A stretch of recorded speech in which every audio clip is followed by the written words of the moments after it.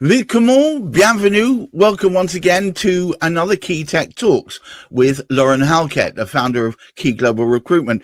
And today our special guest is Michelle Coombs of the Tech Leader Network, a lady who says that 90% of the people she deals with are neurodiverse anyway. In fact, she even stated to me very recently she doesn't even know what neurotypical looks like. But anyway, moving straight across, Lauren, welcome. Thank you very much, Gareth. So yeah, thank you very much for joining us, Michelle. It's an absolute pleasure to have you. You're welcome. As part of our, exciting journey here within Key Tech Talks, a relatively new, well, in fact, no, not really, podcast. We're on a few episodes now, so thank you for joining us on this exciting journey. So I'll just dive straight in, Michelle, if it's okay with That's you. very possible.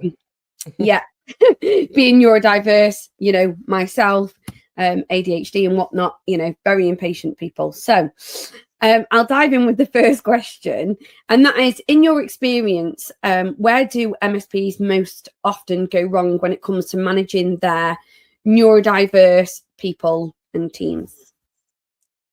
I could talk from my own experience on this one, actually, Lauren. I've been thinking about this one a little bit, and okay. I'm not a people person, or I wasn't a people person. Let's put it that way. I don't know if I really want to admit to this on a podcast, but I wasn't a people person. So I had to learn to go and be human and understand what makes people tick and all of that kind of thing. But I think we play lip service a lot to people, process and technology. And then when it comes to the development of our staff and our teams, we would heavily invest in tech training, followed by process training. But we do very, very little in the way of actual people and soft skills kind of training to help us be better people and humans overall. Does that make sense? Yeah. No, it does. Could I say, kind of coming back to you, let me know if I'm making sense in my reply. So I think, for me, neurodiverse, when it comes to technology, it's just assisting us, isn't it? It's getting better, and it's there to help us.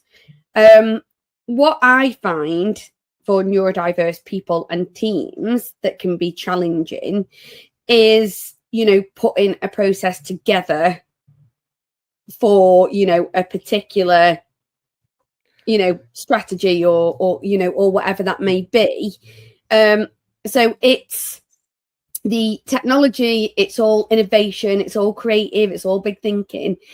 That bit really, really excites me. But it's these things, such as, where from the thinking then to executing it.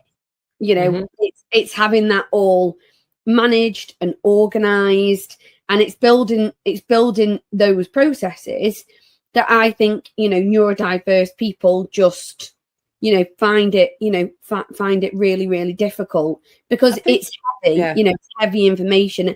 And I've talked about a lot in my episodes, and, I kind of stand by it, is, I have to, it's breaking things down into sizable chunks.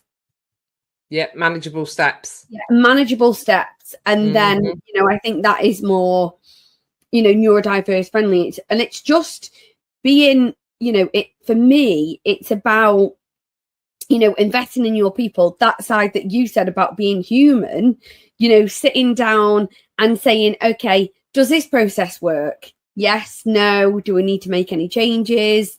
And it's because every neurodiverse person doesn't take things in the same, Michelle, do they? So no, they do not. No, absolutely not. It is not one size fits all. Absolutely bloody not. So I think, neurodiverse people, it's process, it's routine. We all need that to feel, safe. Yeah, so it's one of the, what is it? Who was it that said about the neurological safety? I've forgotten the guy's name, but they all need that safety and knowing what needs to be done. But don't forget, there are those that thrive in the chaos as well, that can't follow routine. So you have the side of that just throw everything out and just fix stuff left, right, and centre because they don't follow the process and they go and experiment. So we need those kind of thinkers as well. Those kind of things. Yeah. I can, I can vouch for that sometimes. I do get that bit. I do get that bit quite a lot because I can probably reference that my PAs can probably can high five me on that, because when it's really, strangely, when it's very, very chaotic and there's loads and loads of things going on, that's where I feel drive, drive, excitement, and then from that chaos is where I want to build innovation, and my creative thinking comes into place. And then I think it's it's that where I like to then create, okay, let's that it's that great thinking that comes from the chaos, and then you think, right, okay, let's put that plan in place. So for me, it gives me plans, and yes, it gives me processes, but then after that is when I need somebody to to kind of help execute that. Yeah. Oh, I hear you on that one. And again, I was thinking about this as you was talking, because that's what we do, right? Is we always think about those things, how it interlinks and all the rest. So I was that it's all those different mindsets and the different way that people think. It's about bringing it back to the question in where we go wrong in managing people. It's not just about saying you do this, you do that, but it's understanding the strengths and weaknesses of each individual. I don't think we take enough time to get to know people on a human level enough, and what makes them tick and how they best operate and what motivates them well. So I think bringing it back to the question, if we can identify those different types of thinkers and the roles that are suitable to them and how we can best develop them in that role, I think that would be a key thing that we need to look at. Yeah, definitely. And I think also what is really, I agree with all of that, that human interaction, that sitting down with somebody, looking them in the eye, what works for you, because obviously the next person that I meet, what's going to work for them isn't going to work for you, essentially. And it's that investment in, in those more face-to-face meetings, and, don't make it really formal, make it informal, make it comfortable, so that they feel that they can, come out and be comfortable and confident in what they're saying. So I think it needs, I think there has to be, almost like a setting, and different spaces. I think the spaces is a key one. Yeah.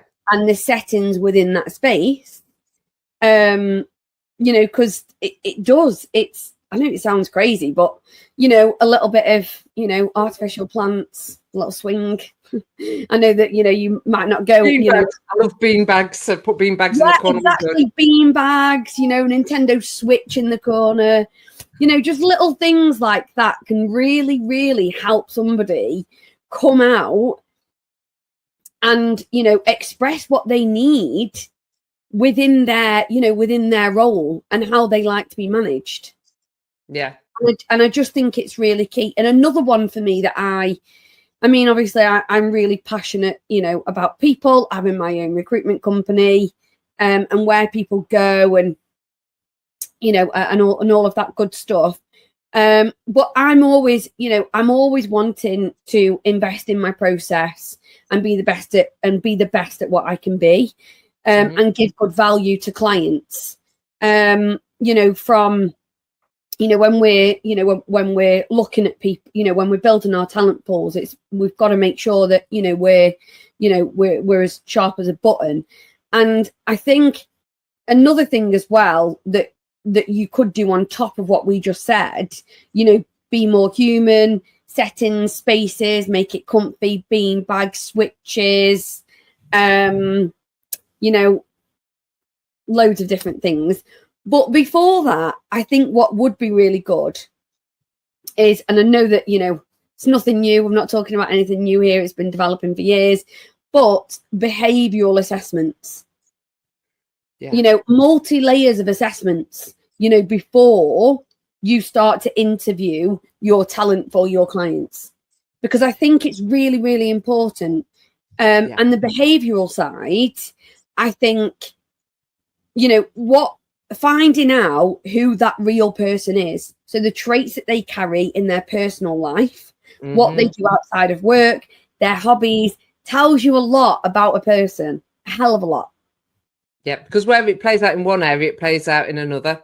So for me, for example, when I was recruiting, I wouldn't always necessarily have behavioural assessments in place, but there are certain questions that you can ask to understand how somebody operates. So for me, I like to be able to know that somebody can think at like a 30,000 foot view and then get into the detail. So I'd be saying, and I might throw out an idea at like really vague idea, and I'd want them to be able to plan down into the detail, for example, for a project manager kind of thing, for a project manager. So knowing the kind of questions that you can ask to understand how people operate. So are you like a big picture thinker, or do you need to be in the detail? You would obviously put it in kinds of, tell me about a project. What kind of information do you need to have from me to be able to create a plan? Do you need just like the vague idea, or do you need the detail of that? So having those kind of questions when you're interviewing, if you haven't got those behavioural assessments, can always be dead useful as well. Yeah.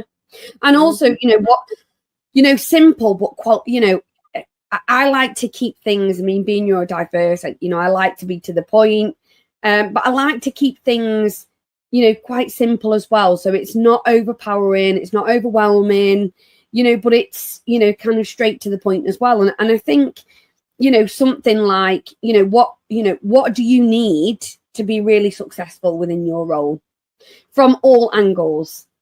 Yeah. What tool sets do you need? Management process, what tools would you, and then also on the flip side, what has been your biggest failures, and how are you going to take out, how are you going to make that a lesson, and how are you going to make sure that doesn't happen again?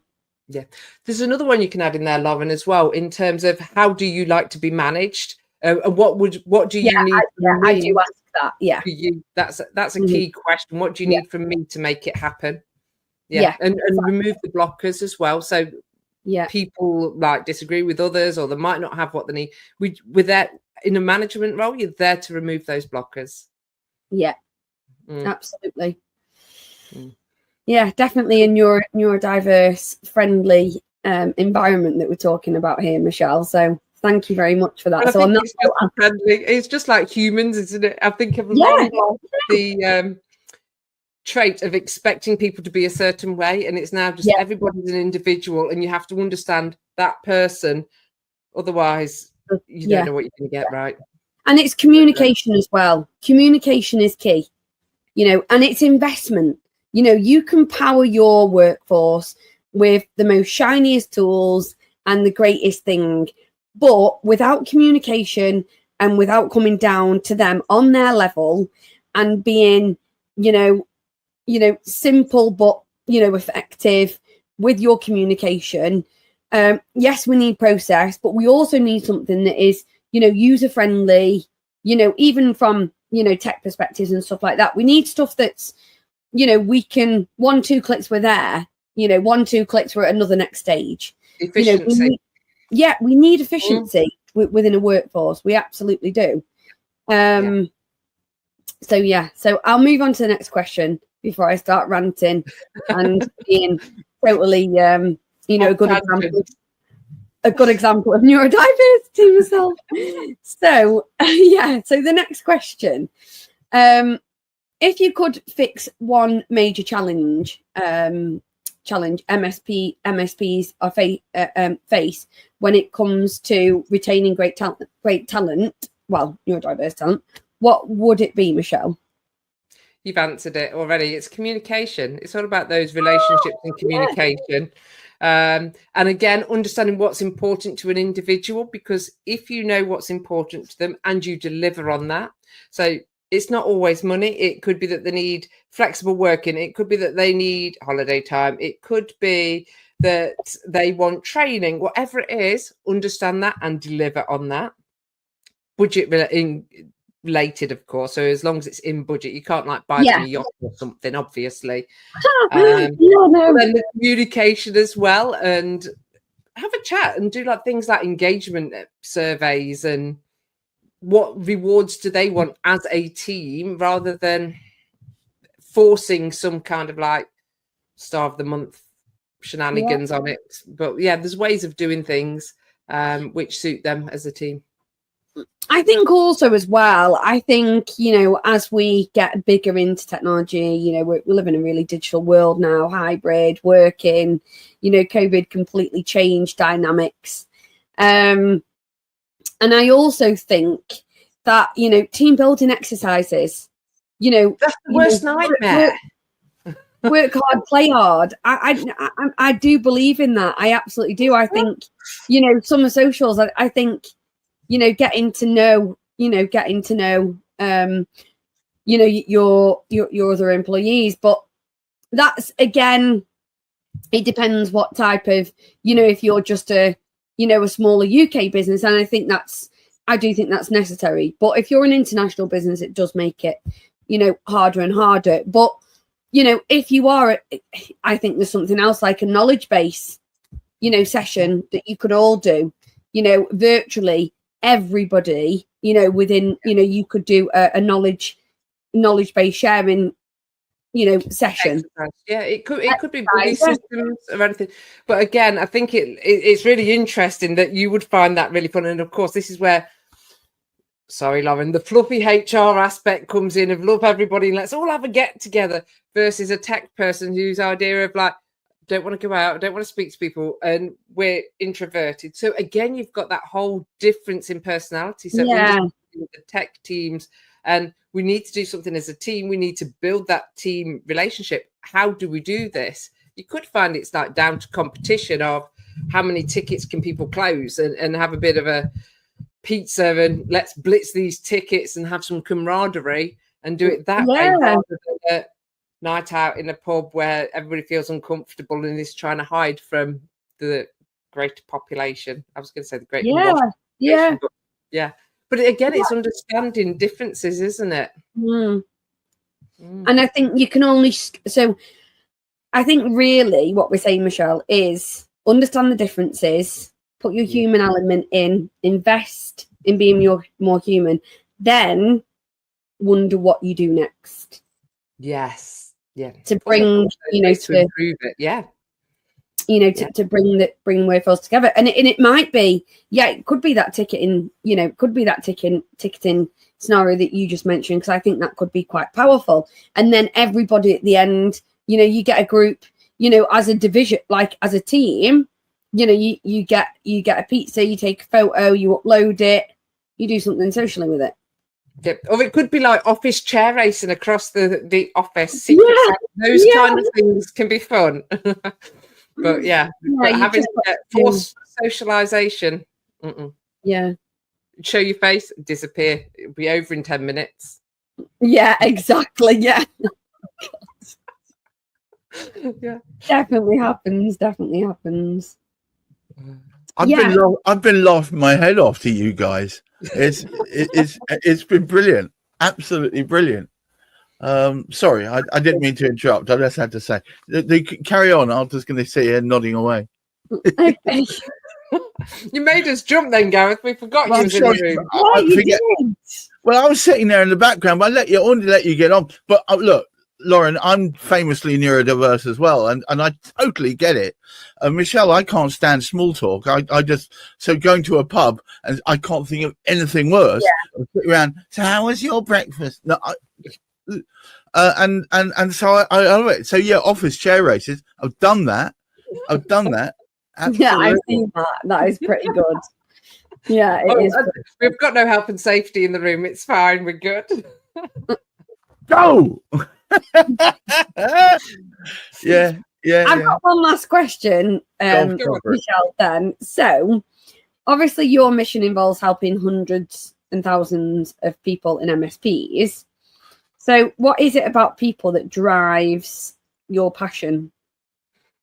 I'm very IT and MSP focused, right? So, and I am sick and tired of seeing IT and MSP people being set up for failure and struggling and all the rest of it. So when it comes to anything service, I just want to help. Do you know what I mean? Just want to see people succeed, but not everybody, only IT people. Sorry, guys. That's fair enough. Well, this is a tech podcast. Pretty much hit it nail on the head, I think, there, but yeah.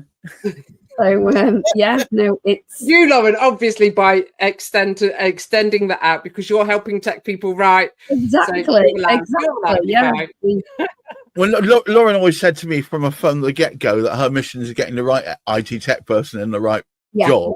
And the trouble is, it's kind of like a two-parted cell. It's they've got to fit the hole that you put them in, but they've also got to be able to enjoy it long term. And if it doesn't drive their get their juices going consistently, they'll just end up disintegrating. And I've seen that happen, you know.